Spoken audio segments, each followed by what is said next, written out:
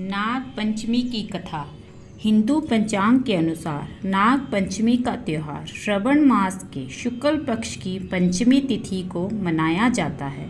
इस दिन पंचमी तिथि की शुरुआत 21 अगस्त को रात 12:21 पर होगी और पंचमी तिथि का समापन 22 अगस्त को रात 2 बजे होगा।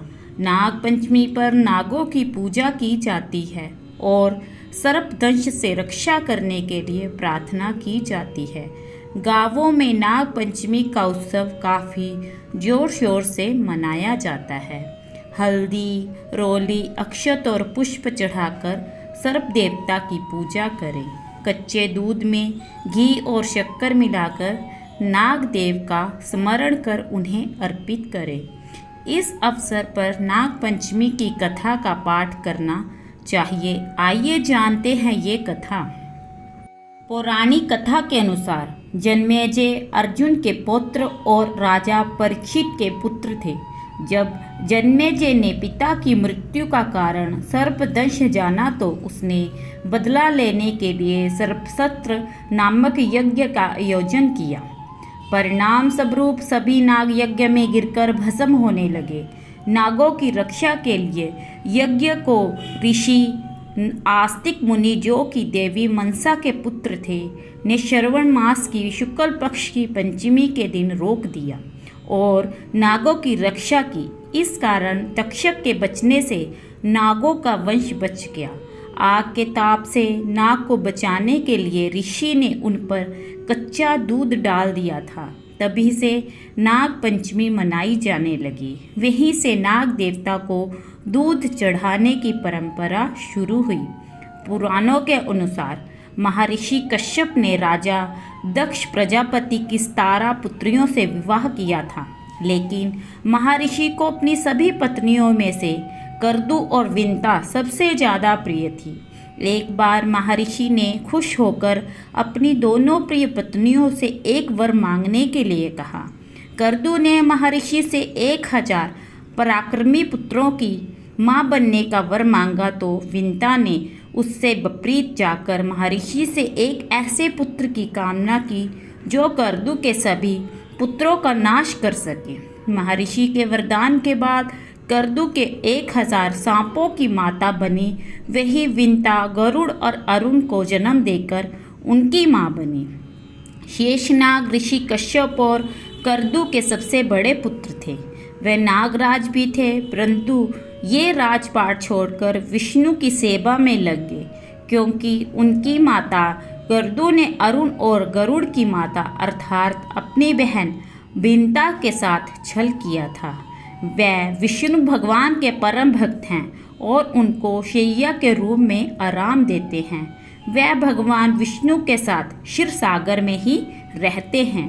मान्यताओं के अनुसार शेषनाग ने अपने पश्चात वासुकी और वासुकी ने अपने पश्चात तक्षक को नागों का राजा बनाया।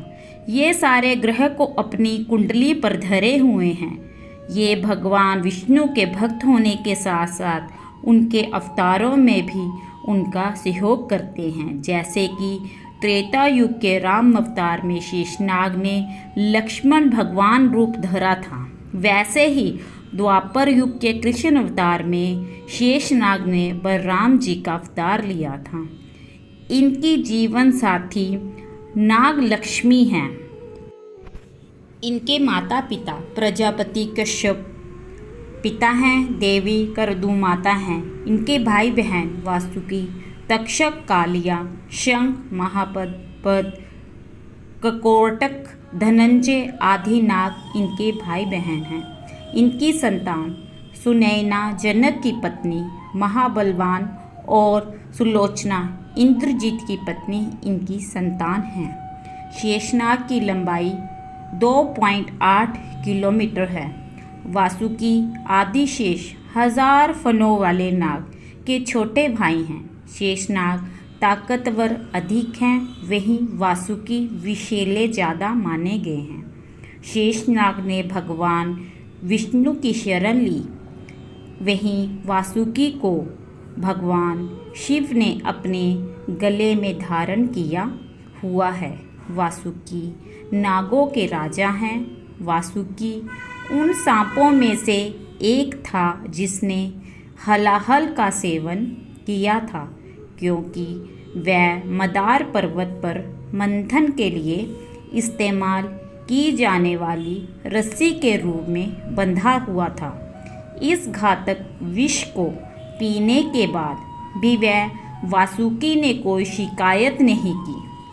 ये देखकर भगवान शिव प्रभावित हुए और इस प्रकार वासुकी को अपने गले में धारण करने का निर्णय कर लिया।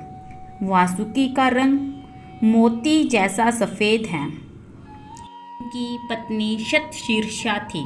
नाग धनवा तीर्थ में देवताओं ने इसे नागराज के पद पर अभिषिक्त किया था, मगर शिव का परम भक्त होने के कारण इन्होंने उनके शरीर को अपना निवास स्थान चुना।